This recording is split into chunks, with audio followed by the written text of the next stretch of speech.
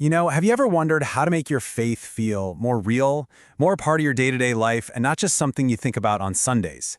Well, in this explainer, we're going to dive into a super practical framework from Sister Amy A. Wright. She breaks down discipleship into 3 simple but really powerful actions: believing, belonging, and becoming. And it all starts with this fantastic story. So let's jump right in.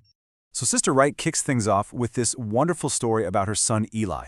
Back when he was in the 4th grade, his class did this whole mock government thing, and guess what? Eli got elected to be the class judge.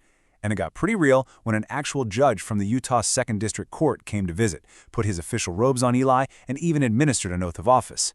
That one little moment sparked this huge passion in Eli for the law, and more than that, for the ultimate lawgiver, Jesus Christ.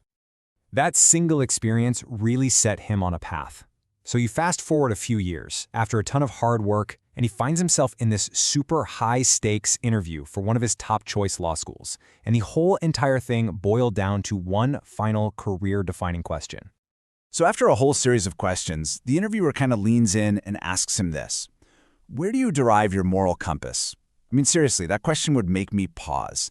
In that kind of high-pressure professional setting, how in the world do you answer something so personal? It's a huge question that really forces you to look deep inside yourself. Eli's answer was just incredibly direct and from the heart. He explained that, people throughout history have used archetypes to guide their morality, and the one he patterns his own life after is Jesus Christ. He then added that if all of humanity just followed the teachings from the Sermon on the Mount, the world would be a much, much more peaceful place. So he walks out of that room, completely convinced he'd said the wrong thing. He's thinking, well, there go my childhood dreams. I mean, who in secular academia wants to hear about Jesus Christ? But then, 2 weeks later, an acceptance letter shows up in the mail, and it came with a scholarship.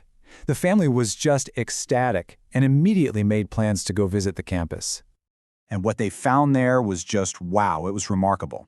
The law school, which literally looked like a castle perched up on a hill, was a place where his values weren't just accepted, they were celebrated. As they walked through the library and the hallways, they saw attributes from the Sermon on the Mount, the very same principles Eli had just talked about, carved into stone and hanging on banners. The things that guided his life were literally part of the foundation of the whole institution. And this story is the perfect setup for the framework Sister Wright teaches about discipleship. It's this lifelong journey that she says is built on 3 pillars, 3 essential actions. First, to believe in Jesus Christ. Second, to belong to Him and His church. And third, to become like Him. All right, so let's talk about that first pillar. Everything, and I mean everything, starts with belief. This is the foundation that everything else is built on. Now, to really get the power of this quote, you have to know the context. Jesus had just given this incredibly tough teaching, the Bread of Life sermon, and a lot of his followers literally turned around and left, saying it was just too hard. So he turns to the 12 apostles and asks, "Are you guys going to leave too?" And Peter's response is this ultimate declaration of belief. He's saying, even when it's hard, even when we don't understand it all, we choose to believe, because where else could we possibly go?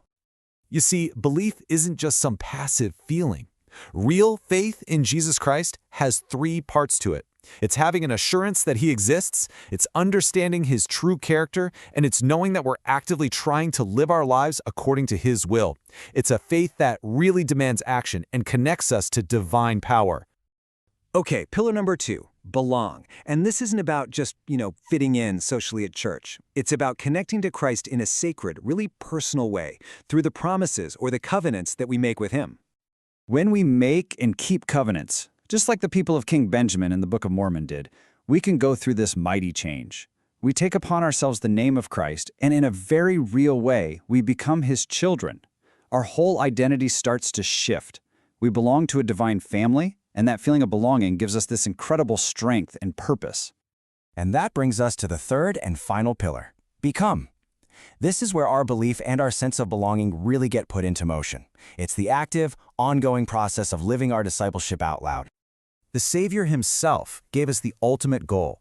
He didn't just ask us to admire Him or, learn about Him. He invited us to become like Him. And that's the whole point of discipleship, right? To try to follow His perfect example in our own lives day after day.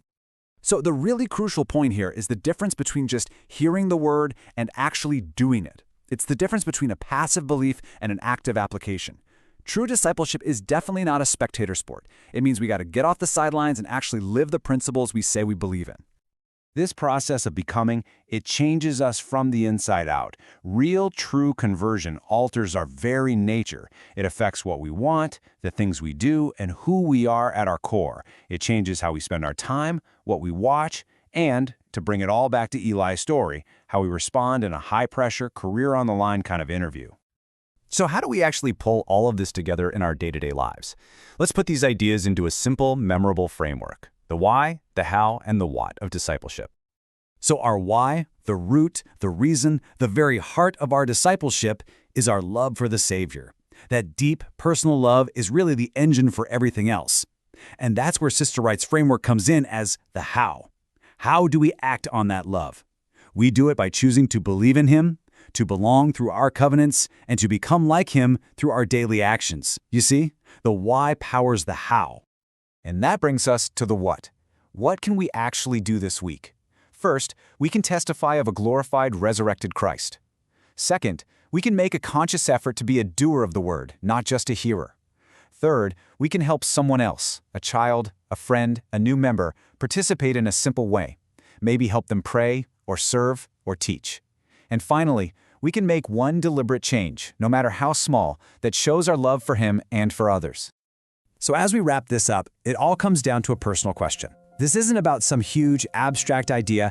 It's about the small, consistent choices we make every day. So how will you personally choose to believe, belong, and become this week, all rooted in your love for the Savior? The journey of discipleship is yours to walk, one simple step at a time.